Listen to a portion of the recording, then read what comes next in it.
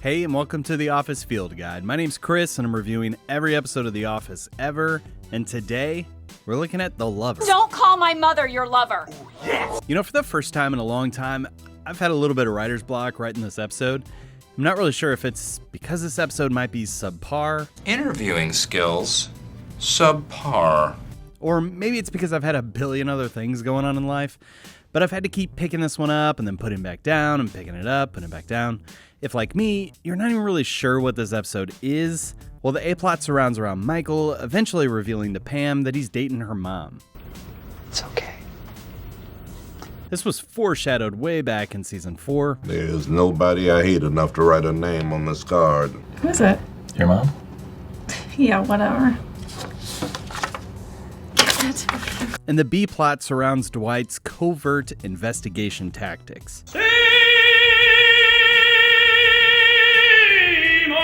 And then in that little subtle C-plot, we get that Pam-Aaron animosity. I think it'll be okay. I think it will too, but I'll just check with him though.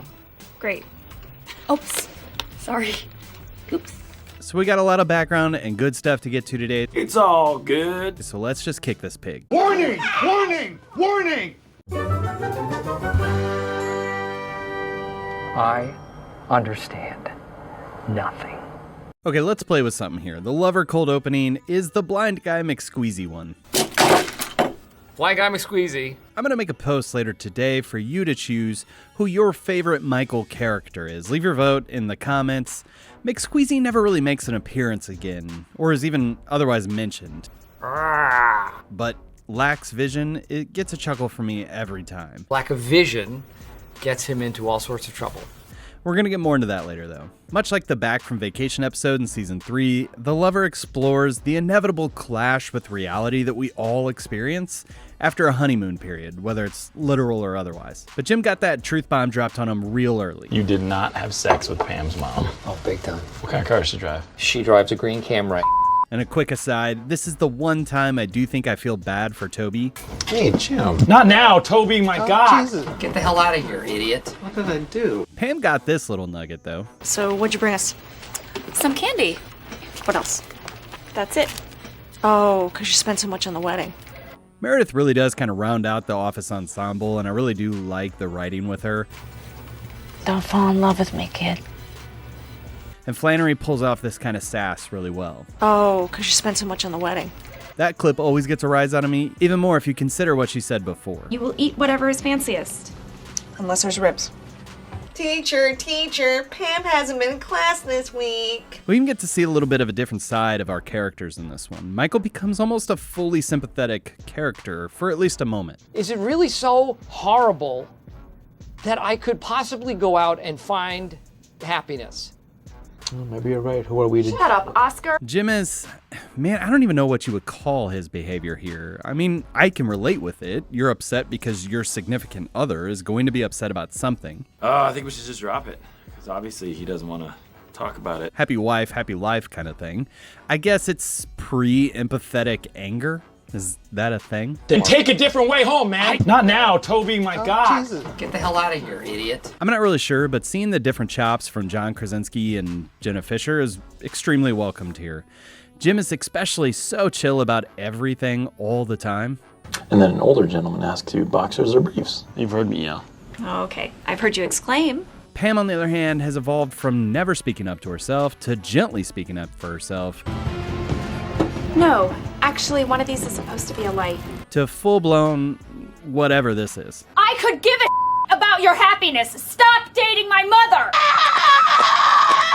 And all the Pam hate stuff I see all the time, I often see this arc referenced. Critically speaking, I think that there's a little bit of this that's unearned.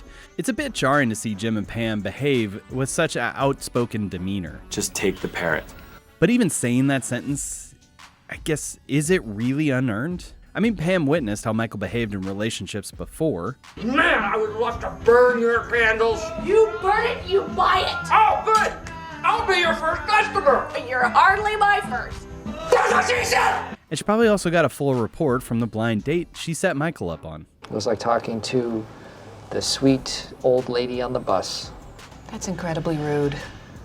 Now you ruined it. So is she overreacting? That's a legit question, y'all. I mean, I guess we all have to consider, would we really want Michael Scott dating our mom? Like, would I want Michael Scott dating my mom? Would you want Michael Scott dating your mom? Especially if this is how he was talking about it. And the seats go all the way down. All the way down. Oh my God. Oh my God. What? So is she overreacting? Yes. Obviously. Oh, well, thanks. Chris. I was just wondering, how would you feel if Michael was sleeping with your mom? It's comedy, though, and she's taking a different angle of cringe than we're used to seeing. Whatever. You know, sleep with my mom, but just sleep with everybody's mom. So, you know, internet, argue your point out in the comments. I think I'm kind of neutral on it, like everything else about Pam. But I'll say this sequence. Who is it? Who is it, Michael? Hi. It makes for a great meme template. Literally just today, opening up Facebook, I found this one. Go Chiefs, baby. Okay, so switch over. We'll deal with Jim and Dwight's plotline. I can't tell if I love this sequence or not. I mean, I love the one-upmanship throughout this episode and throughout the season. It's one of my favorite things about Jim and Dwight in the series. Trust me, it would only make you mad. And that fun is definitely here. But this sequence, it feels so scripted, and the music source takes over the main track of the episode.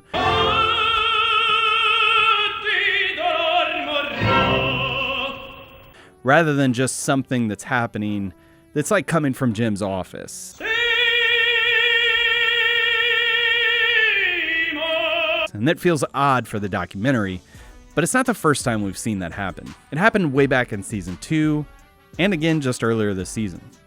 But I don't think I can play either of those. So just use your imagination. Outside whether or not this opera is believable, it's so well shot and done.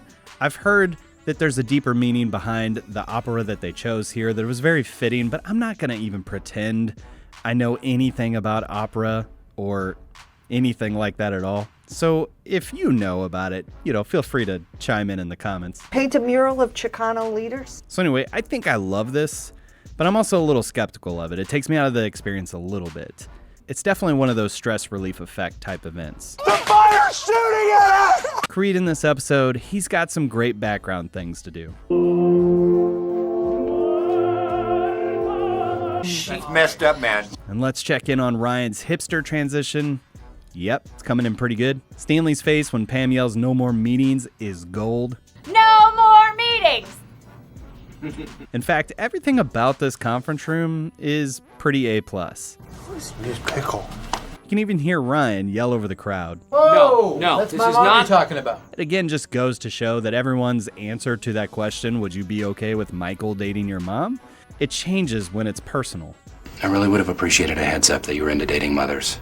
I would have introduced you to mine. I do feel like this is a callback to conflict resolution, and it is very welcomed. You and me and Michael stayed in the conference room for some conflict resolution. No, you calm down. And this retort is the thing that Michael Scott's character is made of. You know what? I'm going to start dating her even harder. What's that supposed to mean? You know what it means. But with that, let's dive into the deeper meaning.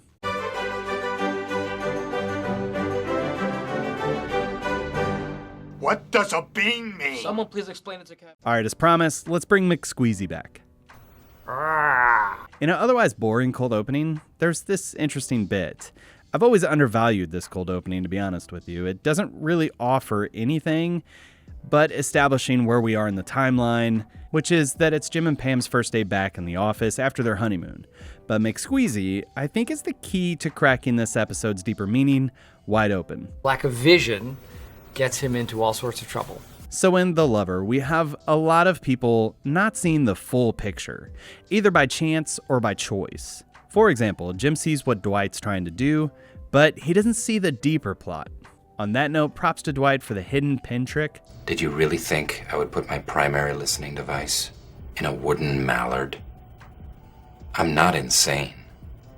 8 hours of listening to Jim deal with customers, employees, and this whole Michael, Jim, Pam's mom nonsense. Well, all things considered, This is the worst day at work I've ever had. The point is, there probably isn't a big plan here. He can't divulge that he put a listening device in his boss's office, so any intel gained here would then have to be acted on to try to get actual usable evidence of something fireable. Let alone he has to listen to the most boring podcast in the world for 8 hours. I've got 8 hours of this. So Dwight's a little blinded by ambition. Well, I had to. I mean, Kelly was not... Hi, buddy. Jim's a little blinded by the fear of Pam's reaction.